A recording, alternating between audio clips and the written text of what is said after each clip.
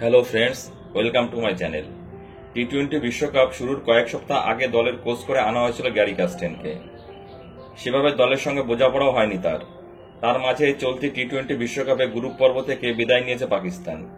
দল বিদায় নিতেই মুখ খুললেন প্রধান কোচ গ্যারি কাস্টেন। বাবর আজমদের এক হাতে নিলেন তিনি। কাস্টেনের মতে, পাকিস্তান দল হিসাবে খেলেনি বলেই হেরেছে। ক্রিকেটারদের মধ্যে কোনো একতা নেই।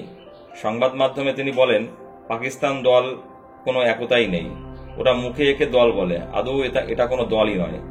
ক্রিকেটাররা কেউ কাউকে সাহায্য করে না, সবাই আলাদা, নিজের মতো চলে। আগে কোচ হিসেবে ভারতকে 2011 সালে একদিনের বিশ্বকাপ জিতিয়েছে কাস্টেন। আইপিএলও বেশ কিছু দলের কোচিং করানোর অভিজ্ঞতা রয়েছে তার। কাস্টেন নাকি এমন দল কোথাও দেখেনি।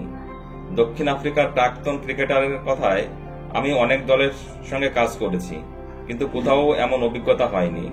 জীবনে এমন দল দেখিনি আমি কোথাও। কাস্টেন জানিয়েছেন, পাকিস্তানের ক্রিকেটারদের ফিটনেস দেখে তিনি অবাক হয়েছেন। ক্রিকেটীয় দক্ষতাও অন্য দলগুলো থেকে বাবররা পিছিয়ে রয়েছে বলেই মনে করেন তিনি।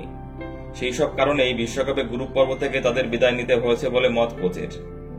ভারতের বিরুদ্ধে 120 রান তাড়া করতে পারেনি পাকিস্তান। 6 রানে হেরেছে বাবররা। সেই হারের পর মুখ খুলল কোচ গ্যারি কাস্টেন। তিনি বলেছেন, আমি খুব হতাশ। জানতাম 120 রান তাড়া করা সহজ হবে না। যেখানে ভারতের ব্যাটাররাও খেলতে পারেনি সেখানে আমাদেরও সমস্যা হবে। কিন্তু 72 রানে 2 উইকেট থেকেও যে ম্যাচ হারব সেটা ভাবতে পারিনি। আমরা নিজেরাই নিজেদের হারিয়েছি। এবার বিদায়ের পরেও বাবরদের নিশানা করলেন তিনি। বন্ধুরা, তোমাদের কি মনে হয়, গ্যারি কাস্টেন পাকিস্তানের দায়িত্ব নেওয়া কি তার একটা চরম ভুল হয়েছে? প্লিজ কমেন্টস করে জানাবে। আর চ্যানেলটি ভালো লাগলে অবশ্যই লাইক, কমেন্ট এবং শেয়ার করে দিও বন্ধুরা, এবং চ্যানেলটি সাবস্ক্রাইব করে দিও। সকলে ভালো থেকো, ধন্যবাদ।